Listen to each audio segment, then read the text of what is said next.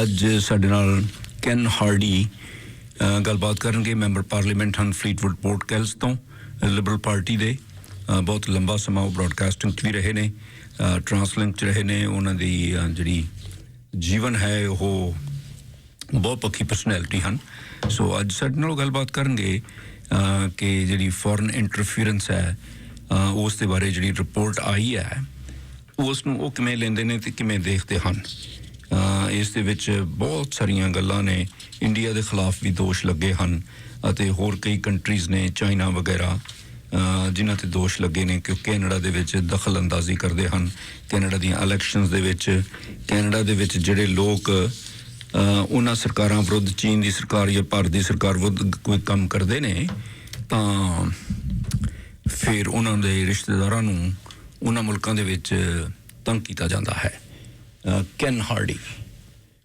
Mr. Hardie, good morning. Good morning, Harjinder. How are you? Very good. Thank you very much for joining us. No problem. So, what do we need to talk about this morning? So, we want to talk about this political interference of foreign countries in Canada. How do you look at this new report that came in? Well, to be honest with you, I've been looking for the report, and I have not found it yet. This is the Hope Commission? Yeah. Okay, yeah, I've been looking at the mainstream media online, and nobody's reporting on it yet. So maybe you have a sneak copy, but I know that the Commission's findings are going to be extremely interesting because they will tell us, first of all, what the Liberal Party has to be concerned about as we select the leader. It also is expected to shed light on Mr. Poilievre's election as the leader of the Conservative Party because there was significant, at least allegations or concerns that India had played a role in his election as leader. And I don't know if the Hope Commission has actually delved into that in any great detail. Mm-hmm. So what is the general policy of Canadian government to protect Canadians or protect our democracy from the foreign interference? Well, when I was the chair of the Special Committee on Canada-China Relations, we did actually a very thorough report on foreign interference. And foreign interference takes many, many different forms. You know, the Chinese particularly are famous for playing what we call the long game. Mm-hmm. And they very quietly and persistently work their way into, various parts of government or various parts of society in order to influence Canada's relationship and attitude toward China. So, for instance, there's a group called the United Front, which is very famous for setting up things like Confucius Institutes, also trying to influence the Chinese diaspora here in Canada to work for China's interests and not Canada's interests. So we're aware of all of that, as well as we look at the Liberal leadership race that's on right now. Our caucus has spent a lot of time talking about the risk of foreign interference, and two things are happening there. First of all, there are a number of mechanisms that the party is going to be using to detect foreign interference, and that is something that we'll keep to ourselves because there are some technical and other tools in our toolbox to deal with that. But historically, India and Canada had good relationships with Jean Chrétien, Stephen Harper. We had a good trading and other relationships. Now, these kind of acquisition, how are they going to impact the India-Canada diplomatic relationship and trade? Well, I think that, first of all, it's not just India. China has played a role. Russia is playing a role.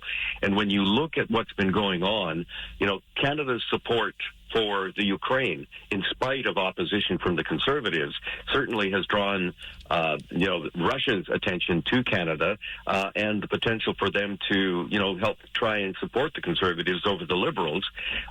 China, the same. The Meng Wanzhou incident where the Conservatives were largely silent on the whole issue, but of course the government of Canada did step in there. And then, yes, with India, the fact that India has been implicated in assassinations on Canadian soil, this obviously is something that we have to take seriously. And we could end up in a situation where, for at least a period of time until things cool off, our relationship with India becomes maybe just a bit more transactional. We trade with India quite a bit. Mm-hmm. India needs what we have to sell, and we need what India has to sell. So that can continue while these other matters, and of course, particularly in India, the interest is around, the Khalistan issue and their perception that Khalistanis are overly active in Canada and working against India's sovereign interests. So these are complex matters, and you're closest to that community, more close than I am, Harjinder, so you know the dynamics. And you can sort of understand that as a sovereign nation, India will have some concerns. Now, what it does about those concerns is obviously a problem, because if in fact the assassinations and the intimidation and everything else that has allegedly been tied to India is in fact true, then some things will have to change. Mm-hmm. On the other hand, Mr. Hardie, I have another question I want to ask you. It's about the position of Alberta in handling the tariffs from the United States. That's the one province that one premier is not agreeing with the rest of the 12 premiers. How do you think this is going to impact us? It's difficult to say. I mean, first and foremost,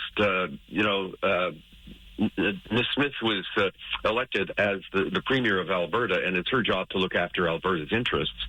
The issue, of course, is the prospect of export taxes on oil and gas going to the United States, as some have described it as the nuclear option in Canada's response to tariffs from the new Trump administration. And I don't blame her for looking out for Alberta's interests.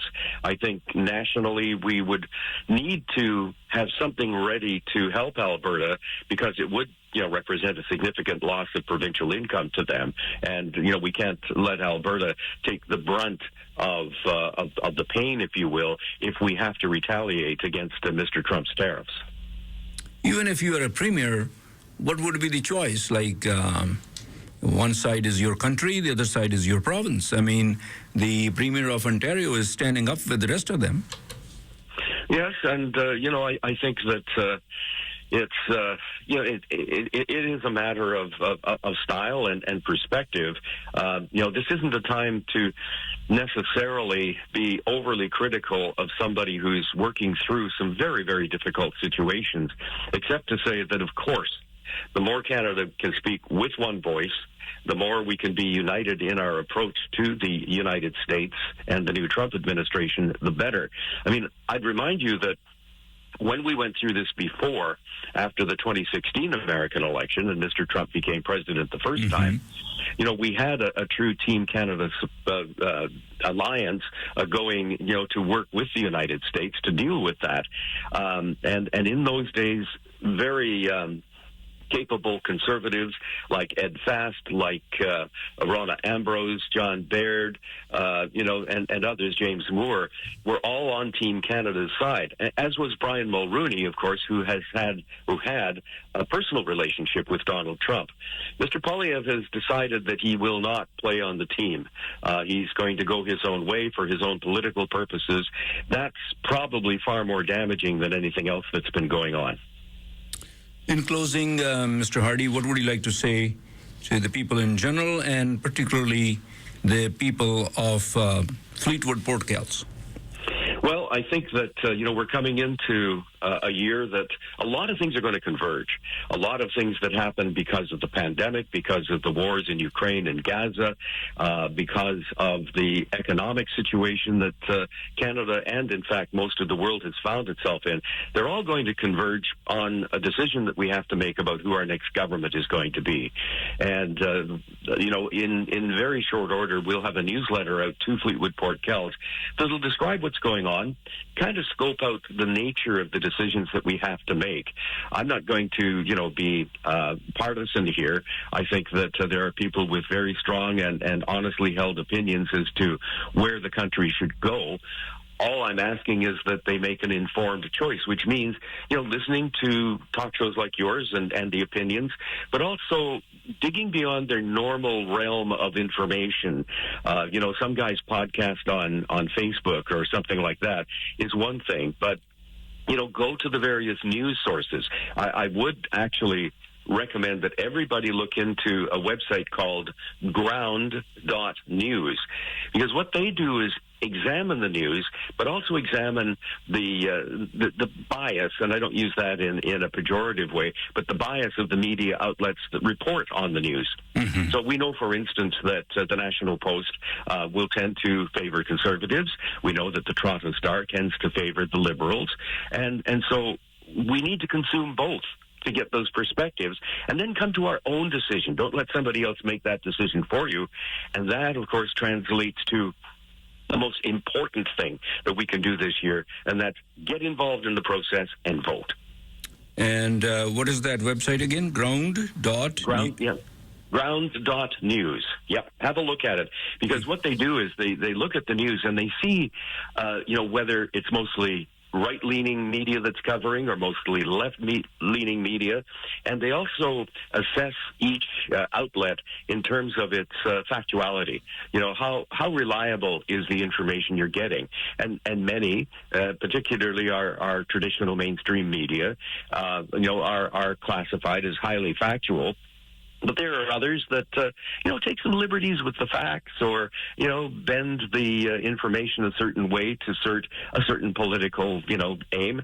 And they expose that. Now, again, you don't need to take them as gospel, but they are a different look at the information that we're consuming. And they do, I think the main thing is make us think. And that's important. Mr. Hardie, thank you very much for your time. I really appreciate this. Thank you, Harjinder. Have a great day. Okay. Talk to you again.